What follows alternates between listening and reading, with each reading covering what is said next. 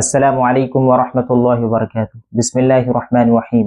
মাহে রমজানুল মুবারক মাস চলতেছে, কয়েকদিন হয়ে গেল, আজ আর কয়েকটা দিন মাত্র পড়ে রয়েছে। এই মাহে রমজানুল মুবারক মাসটা হচ্ছে আমাদের মাস। আল্লাহ রাসূল সাল্লাল্লাহু আলাইহি ওয়াসাল্লাম বলতেন, আর রজবু শাহরি, রজব মাসটা হচ্ছে আমার মাস। ওয়া শাবানু শাহরুল্লাহ, আর শাবান মাসটা হচ্ছে আল্লাহ তাআলার মাস। আর বলতেন রমজানু শাহরু উম্মতি, রমজান মাসটা হচ্ছে আমার উম্মতের মাস। তো আমার প্রিয় ভাইরা, রমজান মাসে অনেক প্রশ্ন আসতে থাকে, অনেক মাসলা মাসাইলের প্রশ্ন আসতে থাকে। কেউ ফোন করে জিজ্ঞাসা করে যে এই জিনিসটা, মশলাটা কি হবে, রোজা কি ভাঙবে কি ভাঙবে না। একটা মশলা আমাদের খুবই ইম্পর্টেন্ট, যে রোজা রাখার পর স্বামী স্ত্রী সহবাস করে ফেলা। আল্লাহ রসুল সাল্লাল্লাহু আলাইহি ওয়াসাল্লাম জামানাতে এক সাহাবী আল্লাহ রসুল সাল্লাল্লাহু তাআলা আলাইহি ওয়াসাল্লামের কাছে এলেন, বললেন, ইয়া রাসূলুল্লাহ, ইয়া হাবিবাল্লাহ, আমি কি করেছি, রোজা রাখার অবস্থায় আমি আমার স্ত্রীর সাথে সহবাস করে ফেলেছি। আল্লাহ রাসূল সাল্লাল্লাহু তাআলা আলাইহি ওয়াসাল্লাম বললেন, তোমার কাছে কোনো এমন একটা গোলাম রয়েছে কি যে তুমি তাকে আজাদ করবে? সে সাহাবা বললেন, ইয়া রাসূলুল্লাহ, আমার কাছে তো কোনো গোলাম নেই। আল্লাহ রাসূল সাল্লাল্লাহু আলাইহি ওয়াসাল্লাম তারপরে বললেন, তুমি কি পর পর ভাবে 60টি রোজা রাখতে পারবে? ওই সাহাবী বললেন, না রাসূলুল্লাহ, আমি রাখতে পারবো না।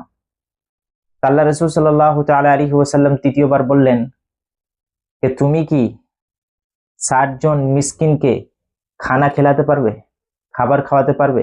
ওই সাহাবা বললেন, না ইয়া রাসূলুল্লাহ, আমি পারবো না। আল্লাহ রাসূল সাল্লাল্লাহু তাআলা আলাইহি ওয়াসাল্লাম তাকে কি করলেন, এক ঝুড়ি তাকে খেজুর দিলেন, আর বললেন, এই খেজুরটা কি করো, সদকা করে দাও।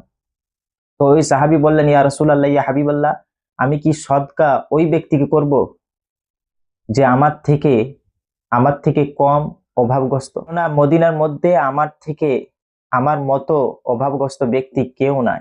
আল্লাহ রাসূল সাল্লাল্লাহু তাআলা আলাইহি ওয়াসাল্লাম কি করলেন, হাসলেন, এমনকি তার দাঁত দেখা গেলেন। আল্লাহ রাসূল সাল্লাল্লাহু আলাইহি সাল্লাম বললেন, এই যে খেজুর ভরা ঝুড়িটা, এই ঝুড়িটা তুমি তোমার বাড়ি নিয়ে যাও, তোমার পরিবারদেরকে খাওয়াও।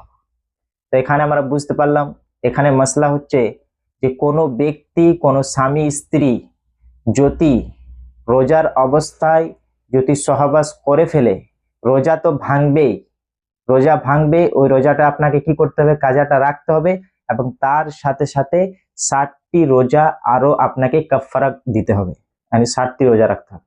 মনে রাখবেন এটা। আরেকটা মশলা হয় যে অনেকে মানুষ ফোন করে জিজ্ঞাসা করে, অনেক মানুষ প্রায় আমাকে এই কয়েকদিন আগে ফোন করলো যে কি হয়ে যায়, দেখবেন রাত্রে যখন আমরা ঘুমাই, যখন সেহরি খেতে যখন উঠি, তখন আমরা দেখি যে আমাদের শরীর নাপাক হয়ে গেছে, অর্থাৎ নাইট ফলস হয়ে গেছে। এহতেলাম, যেটাকে বলে এহতেলাম, নাইট ফলস হয়ে গেছে। তো সেই অবস্থায় আপনি কি করবেন? তো দেখেন, নাপাক অবস্থায় সেহরি খাওয়া যাবে কি যাবে না, মশলা হচ্ছে এটাই, নাপাক অবস্থায় আপনি সেহরি খেতে পারবেন, আপনি রোজাও রাখতে পারবেন, কিন্তু সেহরি খেয়ে নিলেন, সেহরি খাবার পর আপনাকে কিন্তু গোসল করে নামাজ পড়তে হবে, ফজরের ফরজ নামাজটা আপনাকে আদায় করতে হবে।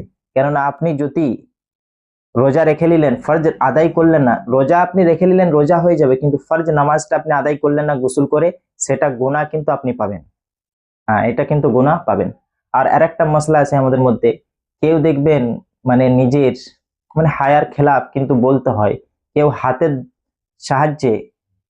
সাহায্যে যদি কি বলে, নিজের মধ্যে যেটা বীর্য বের করার চেষ্টা করে, হাতের সাহায্যে যদি বের করার চেষ্টা করে, রোজা রাখার অবস্থায় যদি হাতের সাহায্যে যদি বীর্যকে বের করার চেষ্টা করে, তো মনে রাখবেন এটা হচ্ছে কবিরা গুনাহ। আপনি তো কবিরা গুনাহ হবে, কিন্তু রোজা ভাঙবে, রোজা ভেঙে যাবে, আপনাকে কি করতে হবে, কাজা করতে হবে, কিন্তু এটাতে কাফারা কোনো লাগবে না। আল্লাহ তাআলা আমাদেরকে বোঝার তৌফিক নসিব করুক। আসসালামু আলাইকুম ওয়া রাহমাতুল্লাহ।